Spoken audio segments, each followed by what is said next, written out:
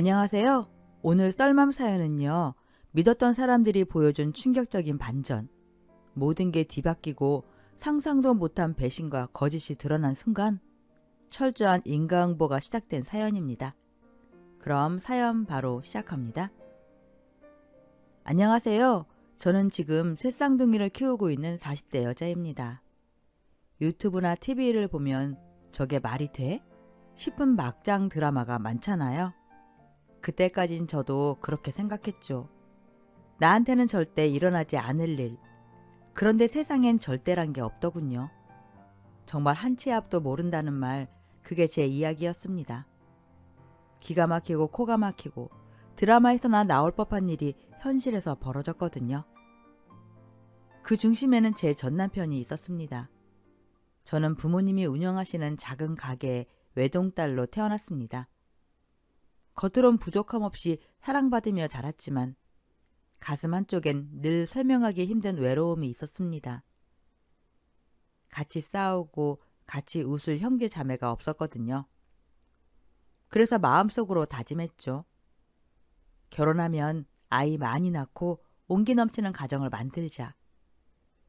외동의 외로움만은 내 아이들에게 물려주지 않겠다고요. 대학을 졸업하고 몇 년 뒤 제가 30 초반이었을 때였습니다. 친구 생일 파티에서 그 사람을 처음 만났어요. 바로 제 전남편이죠. 그는 저를 보자마자 친구 어깨를 툭 치며 말했습니다. 야, 지민아, 너한테 이런 친구가 있는 줄 몰랐네.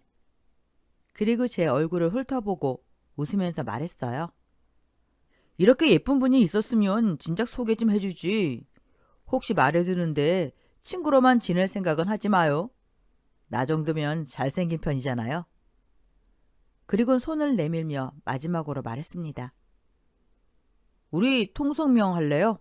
저는 오동우라고 합니다. 그때의 저는 몰랐습니다. 그 환한 웃음 뒤에 이렇게 끔찍한 결말이 기다리고 있을 줄은요.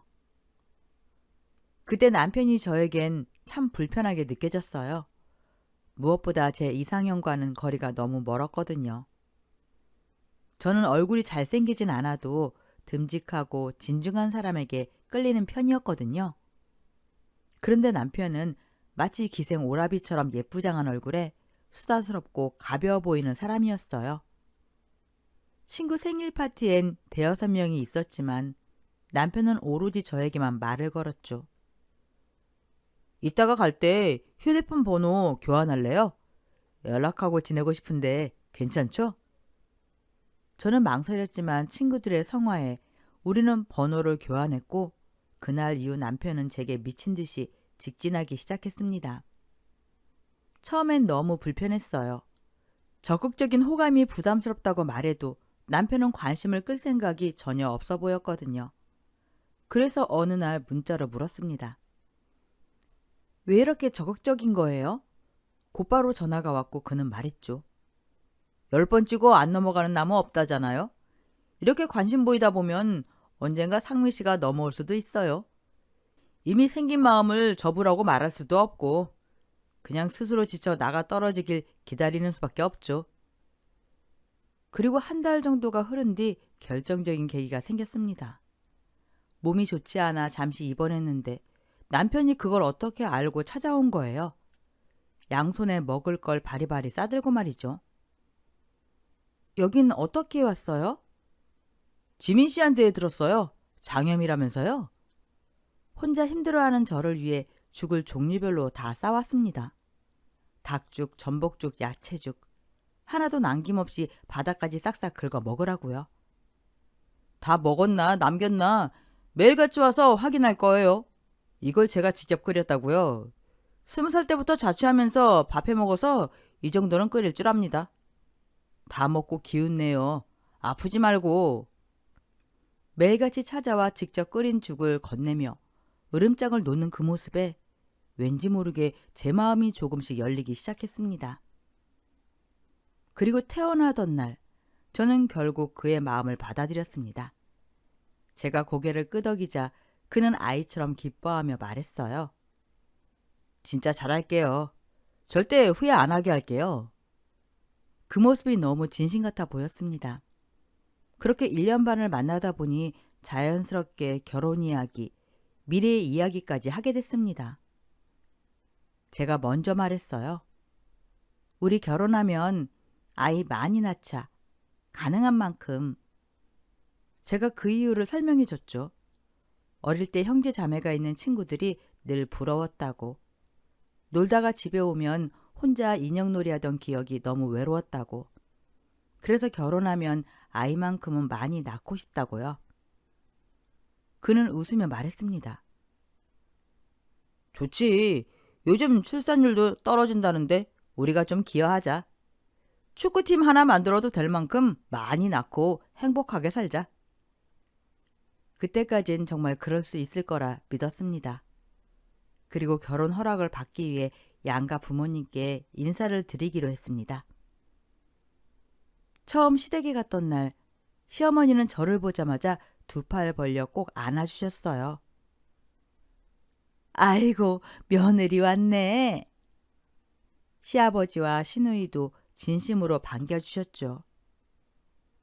우리 아들이 이렇게 예쁜 아가씨를 만나고 있었네. 그리고 그날 시댁에서 처음 식사를 하는데 식탁을 보고 저는 깜짝 놀랐습니다.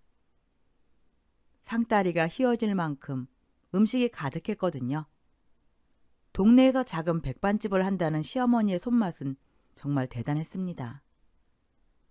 제가 맛있게 먹자 시부모님 두 분은 아주 흐뭇한 눈으로 저를 바라보셨어요. 그때까지만 해도 전혀 몰랐습니다. 이 따뜻함이 얼마나 빠르게 뒤집힐지 말이죠. 아이고, 음식을 참 복스럽게 먹네. 그래, 이렇게 맛있게 먹어야 준 사람도 보람이 있지. 모자라면 말해요. 더 줄 테니까. 네, 어머님. 너무 맛있어요. 시어머니는 웃으며 말씀하셨습니다. 나 시내에서 백반집 해요. 다음엔 우리 가게 밥 먹으러 와요. 제일 잘 팔리는 걸로 해줄게. 그날 저는 자연스럽게 결혼 허락을 받았습니다.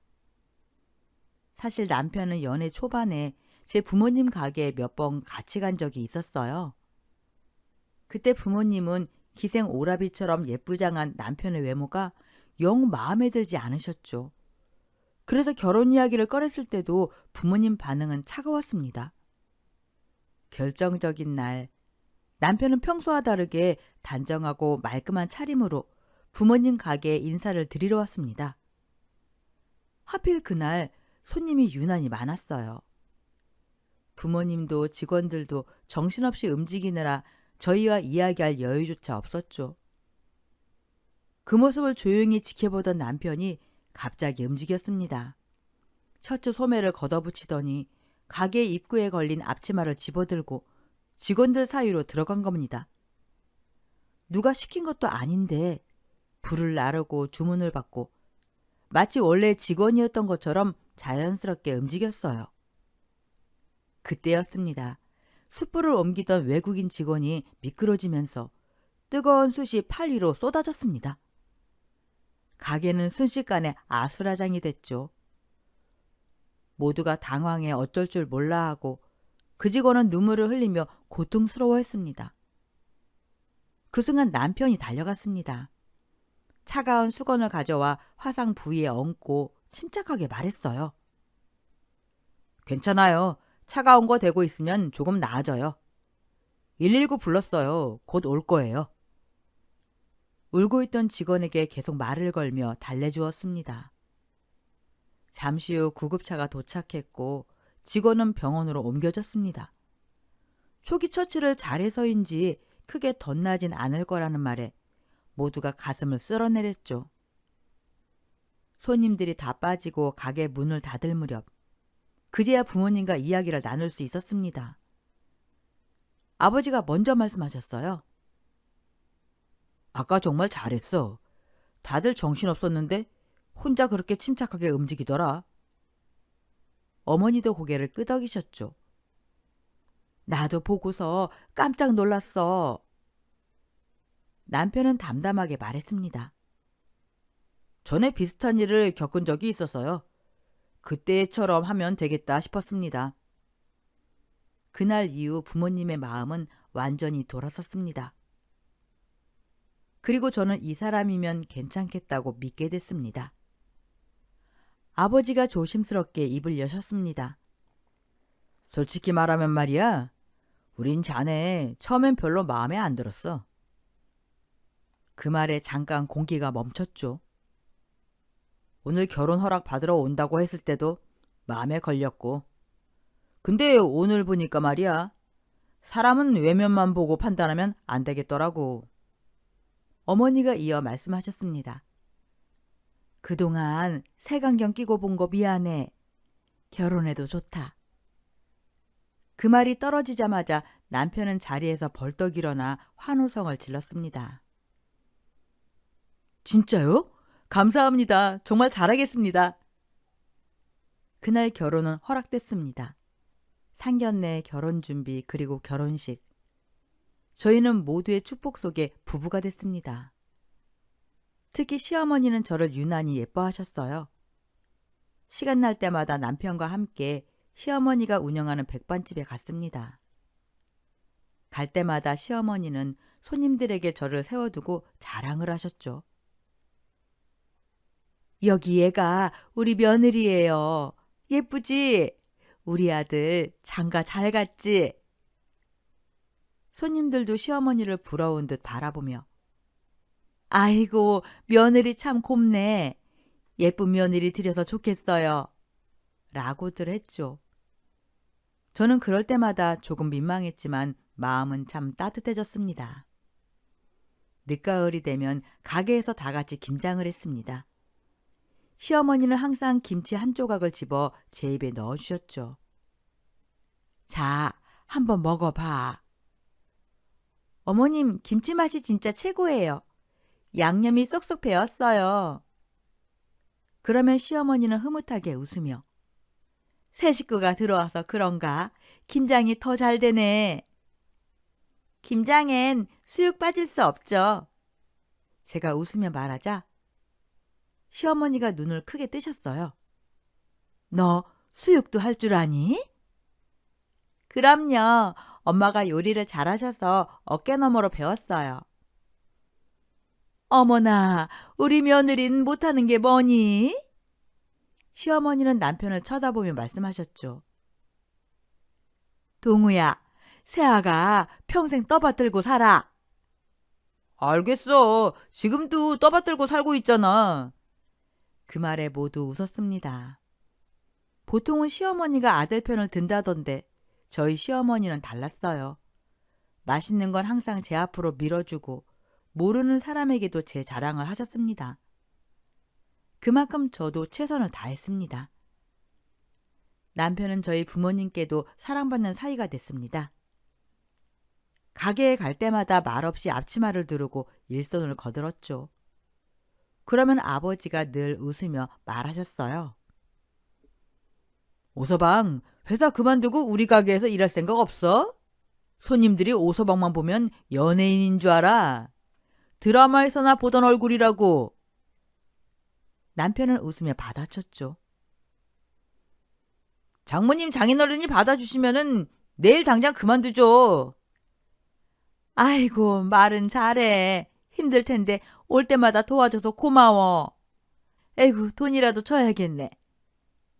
그러면 남편은 손사래를 쳤습니다. 무슨 말씀이세요? 가족끼리 무슨 돈입니까? 장인 장모님 조금이라도 덜 힘드시면 그걸로 충분합니다.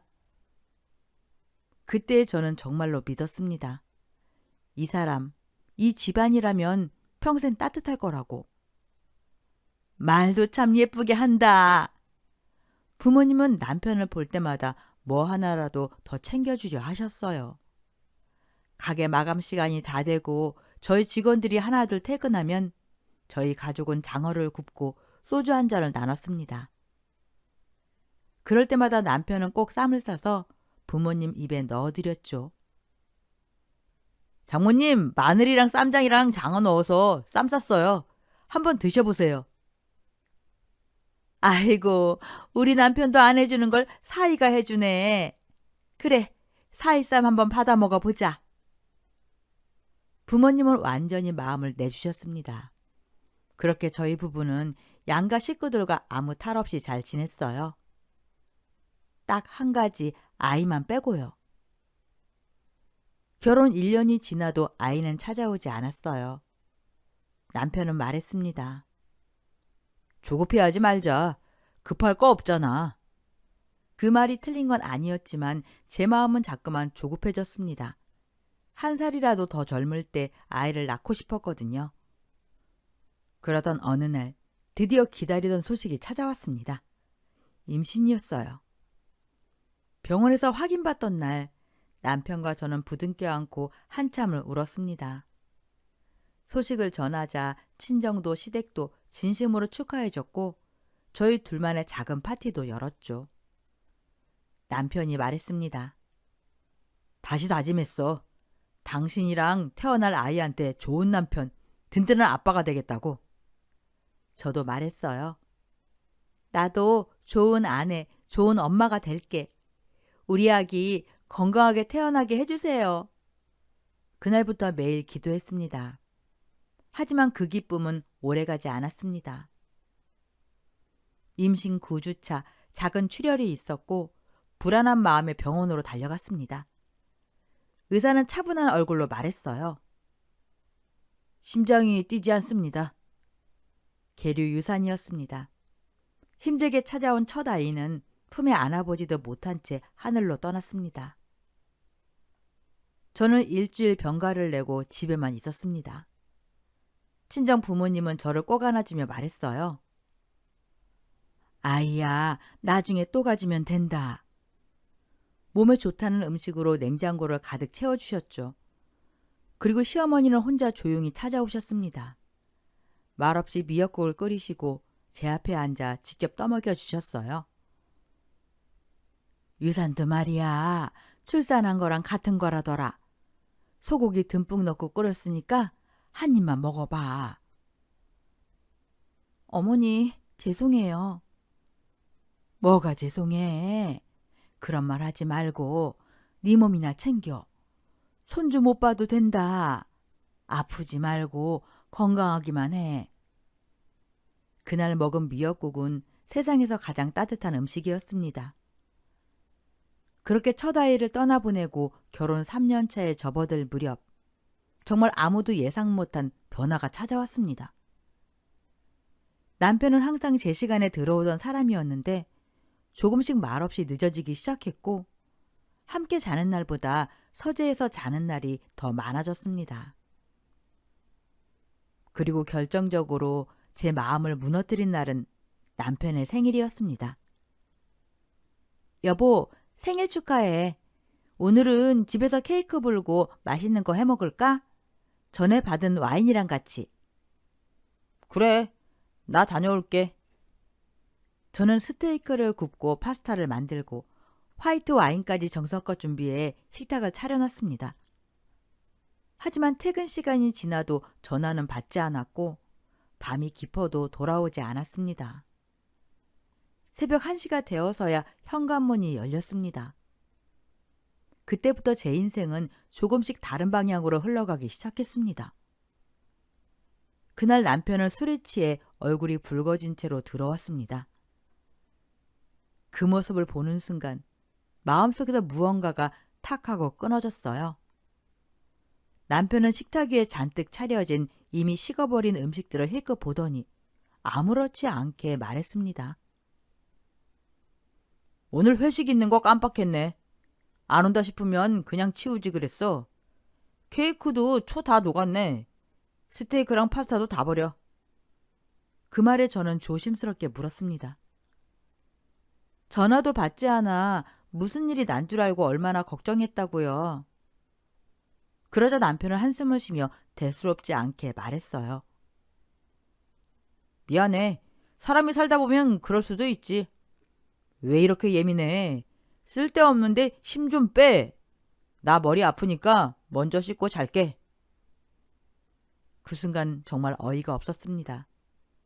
저만 바라보던 사람이 왜 이렇게 변했는지 이유를 알 수 없어 더 답답했습니다. 그런데 변한 건 남편뿐만이 아니었습니다. 시댁의 태도도 어느 순간부터 미묘하게 달라지기 시작했습니다. 어느 날 연락도 하지 않고 시어머니 가게에 조용히 들른 적이 있었습니다. 깜짝 놀라게 해드리고 싶기도 했고 오랜만에 함께 밥도 먹고 싶었기 때문입니다. 예전엔 그렇게 찾아가면 무척 반가워하셨습니다. 하지만 그날은 달랐습니다. 시어머니는 인상을 찌푸리며 저를 보자마자 소리를 높이셨어요. 올 거면 미리 연락을 하든가. 무슨 애도 아니고 몰래 찾아와서 뭐 하는 짓이야? 저는 당황한 채로 사과했습니다. 그저 어머님이 보고 싶어 들렀다고요. 그러자 시어머니는 냉정하게 말했습니다. 오늘 단체 손님 예약돼 있어서 가게 통째로 써. 밥은 딴 데 가서 먹어. 다음부턴 이런 식으로 예의 없이 오지 말고 전화부터 해. 사람은 죽을 때가 되면 변한다는 말이 있죠. 남편도 시어머니도 너무 갑작스럽게 달라진 모습에 혹시 어디가 안 좋은 건 아닐까? 그런 생각까지 들 정도였습니다. 그렇게 남편의 생일을 기점으로 집안에는 설명할 수 없는 냉기가 흘렀고 어느 날 남편은 아무 예고도 없이 제 앞에 이혼 서류를 내밀었습니다. 이혼 신청서라는 글자를 보는 순간 정말 숨이 턱하고 막히는 느낌이 들었습니다. 남편의 변화도 도저히 적응이 되지 않아 죽겠는데 이혼이라니요? 저는 어안이 벙벙한 채로 서류를 집어들고 남편에게 물었습니다. 진지하게 묻는 건데 혹시 당신 어디 아파요? 시한부 판정 같은 거 받은 건 아니죠? 남편은 아무렇지 않다는 얼굴로 대답했습니다. 아니, 나 엄청 건강해. 아픈 데 하나도 없어. 내 이름은 다 썼고 도장도 찍었으니까 당신만 쓰고 도장 찍으면 돼. 그 말에 참았던 감정이 터져나왔어요. 당신 대체 왜 이러는 건데요? 내가 말을 안 해서 그렇지 그동안 혼자서 얼마나 소가리를 했는지 알기나 해요. 당신뿐만 아니에요. 나한테 그렇게 잘해주시던 어머니 아버지도 어느 순간부터 찬바람이 쌩쌩하고 내가 뭘 그렇게 잘못했어요? 잘못한 게 있으면 말이라도 해요. 그러자 남편은 짜증 섞인 목소리로 말했습니다. 그냥 이혼이 하고 싶어졌어. 어차피 우리 사이에 애도 없고 나도 당신에 대한 마음이 예전 같지가 않은데 이 결혼 생활을 왜 계속해야 해? 질질 끌기 싫으니까 서류나 빨리 써. 깔끔하게 정리하자. 이혼을 통보당한 저는 아무것도 모른 채 멍해져 있었는데 정작 통보한 남편은 감정의 동요 하나 없이 몹시도 평화로워 보였습니다. 이대로 도장을 찍어줄 수는 없겠다는 생각에 저는 곧바로 시어머니께 전화를 걸었어요. 어머님, 지금 이 사람이 저한테 뭐라고 하는 줄 아세요? 저에 대한 마음이 예전 같지 않다면서 갑자기 이혼하자고 해요. 어머님은 이유를 알고 계시죠? 제발 솔직하게 좀 말씀해 주세요. 하지만 돌아온 대답은 냉정했습니다. 너랑 살기 싫은가 보지. 너도 참 구차하다. 남자가 마음 떠났다고 하면 그렇구나 하고 도장이나 찍어주면 될 일을 왜 나한테까지 전화해서 물어봐? 원하지 않는 결혼 생활을 어떻게 이어가니? 됐고, 우리 아들이 이혼하자고 했으면 빨리 갈라서. 이유 같은 거 묻지 말고. 마른 하늘에 날벼락을 맞은 기분이 이런 걸까 싶었습니다. 머리로는 도저히 이해가 되지 않았지만 이미 이혼 신청서까지 내민 사람에게 매달리며 잘못을 묻고 함께 살고 싶다고 애원하고 싶은 마음은 들지 않았어요. 그래서 저는 남편이 원하던 대로 깔끔하게 이혼을 해주었습니다. 아이를 낳고 따뜻한 가정을 이루며 살고 싶다는 소망은 결혼 3년 만에 너무도 허무하게 깨져버렸습니다. 그렇게 저는 이혼 후 회사를 그만두고 부모님 댁으로 돌아갔습니다. 이혼녀라는 꼬리표를 달고 부모님을 마주하는 것이 정말 죄스러웠지만 부모님께서는 아무것도 묻지도 따지지도 않으시고 저를 꼭 끌어안아 주시며 잘했다라고 말씀해 주셨습니다. 부모님 가게에서 간간히 일을 도우며 지낸 지 한 달쯤 되었을 무렵 제 몸에 이상한 변화가 나타나기 시작했습니다. 가게 안에 퍼지는 장어 냄새가 유난히 역겹게 느껴졌고 서빙을 하다 갑자기 헛구역질이 올라오는 일도 생겼습니다.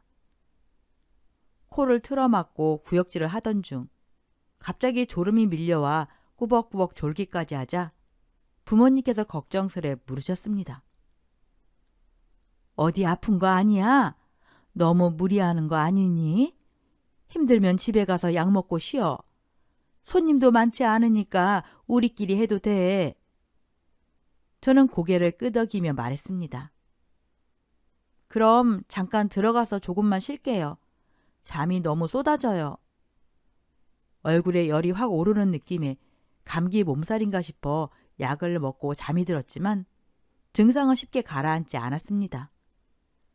자고 일어나도 또 졸렸고 그 순간 등골이 서늘해지는 느낌이 들었어요. 설마 아닐 거야. 하지만 마음 한켠에선 불안이 사라지지 않았습니다. 결국 약국으로 달려가 임신 테스트기를 샀죠. 그리고 두 손을 모았습니다. 제발 생각하는 것만 아니길. 손끝이 떨리는 순간 선명한 두 줄이 나타났습니다. 세상에 아이가 생겼어? 떨리는 손으로 어머니께 전화를 걸었어요. 엄마, 나 어떡해? 두 줄 떴어. 정말이야? 다시 봐도? 응, 선명해. 이제 어떡하지? 전화 끊자마자 전 남편에게 연락하려 했지만 그 인간은 연락을 받지 않았습니다. 전화, 문자 모두 무시. 결국 다신 가고 싶지 않다던 시댁으로 발걸음을 옮겼죠. 문을 두드리자 시모가 나왔습니다. 떨리는 손으로 테스트기를 보여주며 말했어요. 저 아이를 가졌어요. 그 순간 시모의 반응은 정말 과간이었습니다. 아니 무슨 뚱딴지 같은 소리야? 뱃속에가 우리 아들 아이라는 증거라도 있어? 다른 사람 애를 가져놓고 돈 뜯으러 왔다는 거야? 전 남편 역시 최악이었어요. 돈 필요해? 얼마 줄까? 500? 1000? 분노가 가슴 깊숙이 치밀었습니다. 내 아이를 어떻게 돈과 연결 지을 수가 있지? 결국 혼자 산부인과를 찾았어요. 처음엔 마음속으로 지워야겠다고 다짐했지만 병원에서는 단호하게 말하더군요. 저희 병원은 그런 수술을 하지 않습니다. 그런데 초음파 검사를 받는데 의사 선생님 표정이 점점 굳어졌습니다. 사모님, 아기 집이 하나가 아니에요. 3개예요. 새쌍둥이입니다. 심장이 철렁 내려앉았습니다. 새쌍둥이. 뉴스에서만 보던 일이 현실이 된 거예요. 집에 돌아와 부모님께 솔직히 말씀드렸습니다. 아버지는 조용히 눈물을 흘리셨고 어머니는 어떻게 해야 하지만 반복하셨어요. 그때 결심했습니다. 내 아이들을 건강하게 낳고 키우겠다. 그렇게 시간이 지나 이혼한 지 3달쯤 지났을 때였습니다. SNS를 보다가 믿기 힘든 장면을 봤어요. 전 남편이 다른 여자와 결혼한다는 글을 올려놨더군요. 이혼한 지 고작 3달. 사진을 보는 순간 가슴 깊숙한 곳에서 분노가 치밀었습니다. 이혼 전부터 만났구나. 그제야 그 인간의 갑작스러운 변화가 이해가 되기 시작했죠. 고민 끝에 저는 심부름센터에 의뢰했습니다. 그 여자가 누군지 언제부터 만났는지 알고 싶었거든요. 일주일 뒤 담당자에게서 전화가 왔습니다. 결혼 맞습니다. 드레스 투어도 다니고 있고요. 두 분 꽤 오래 만난 것 같습니다. 그리고 이어진 말. 이번 주 토요일에 여자 쪽 부모님이랑 식사 약속도 잡혀 있더라고요. 시간이랑 식당도 다 확인됐습니다. 그 순간 이가 갈렸습니다. 저 인간이 웃고 있는 꼴을 가만히 보고 있을 수는 없었거든요. 토요일, 그들이 식당에 들어갔다는 연락을 받고 저는 바로 택시를 탔습니다. 오동호 씨 예약 맞으시죠? 3번 방으로 가시면 됩니다. 문 앞에서 잠깐 숨을 고르고 망설임 없이 문을 열었습니다. 순간 모든 시선이 제게 꽂혔고 전 남편의 얼굴은 순식간에 하얗게 질렸어요. 뭐야? 네가 왜 여기? 그는 급히 말을 돌렸죠. 예전에 잠깐 만났던 사람입니다. 헤어지고도 저를 못 잊고 따라다니네요. 그 말에 저는 차분히 말했습니다. 전 이 인간의 전처고요. 지금은 제 뱃속에 있는 새쌍둥이 엄마입니다. 방안이 얼어붙었습니다. 여자 쪽 부모님은 전 남편을 바라보며 묻더군요. 첫사랑이라더니 이게 무슨 말이야? 전 남편은 다급하게 변명했어요. 혼인신고만 했지 사실상 아무것도 없습니다. 각방 쓰고 지냈어요. 그때 그 여자가 울먹이며 말했어요. 오빠, 우리 만난 지 1년 됐잖아. 그 말 한마디로 모든 게 끝났죠. 저는 조용히 초음파 사진을 꺼내 테이블 위에 올려놨습니다. 여기 보세요. 이 아이들의 아빠가 바로 저 사람입니다. 이제 책임을 어떻게 질 건가요? 여자 쪽 부모님은 잠시 침묵하더니 자리에서 일어섰습니다. 시골리기 전에 알아서 다행이네. 더블 가치도 없다.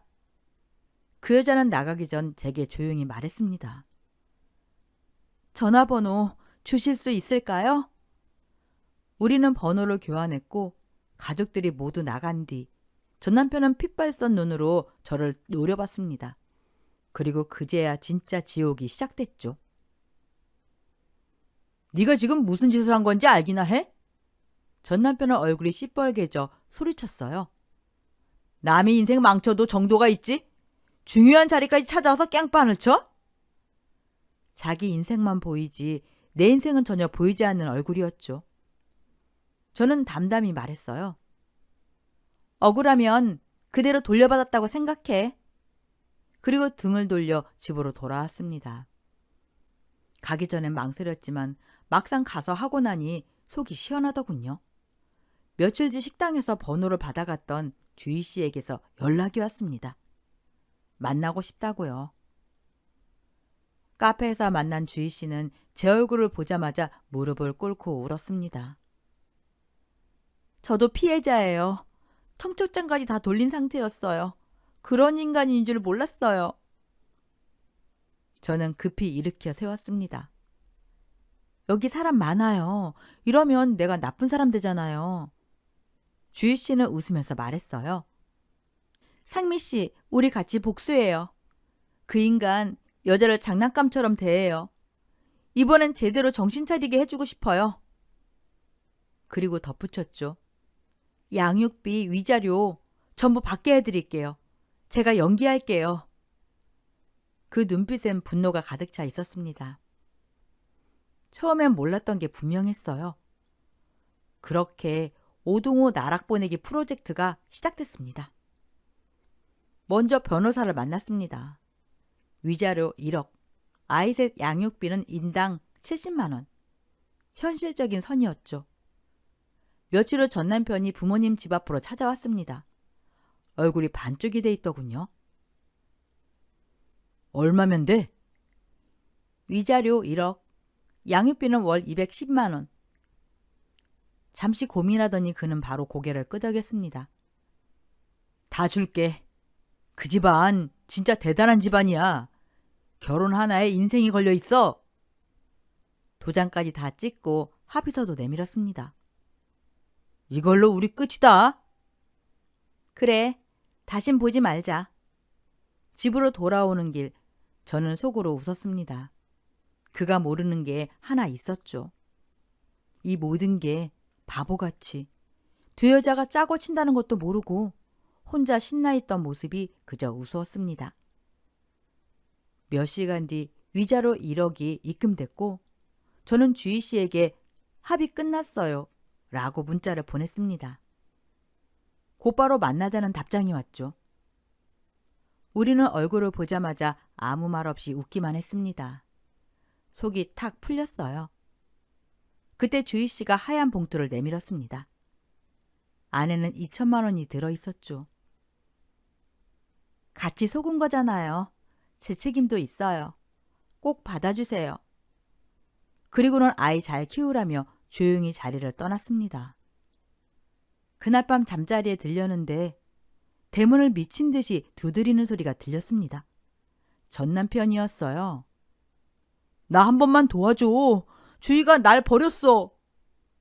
저는 웃으며 말했죠. 당신도 나랑 똑같은 기분 느껴보라고 했잖아. 돈 때문에 애판다는 소리 들었을 때 난 심장이 찢어졌어. 이제 그 기분 당신이 느껴? 당장 꺼져. 다신 오지 마. 그는 문 앞에서 무릎을 꿇었고 경찰 신고를 하자 도망치듯 사라졌습니다. 이후 저는 새아이를 무사히 낳았어요. 전 남편과 시모의 연락은 모두 차단했습니다. 나중에 들으니 그 인간은 주희 씨를 계속 괴롭히다 스토커로 신고당했고 정신적 피해 보상까지 물었다더군요. 지금은 양육비를 빼면 빈털터리랍니다. 그리고 전 아이새 키우는 건 힘들지만 부모님 도움 덕에 잘 살아가고 있습니다. 인과응보 정말 있더군요. 제 이야기는 여기까지입니다. 제 이야기 들어주신 여러분께 감사드립니다. 오늘 썰맘 사연글에 여러분의 소중한 댓글 기다리면서 썰맘도 여기서 인사드립니다. 오늘도 행복한 하루 되세요.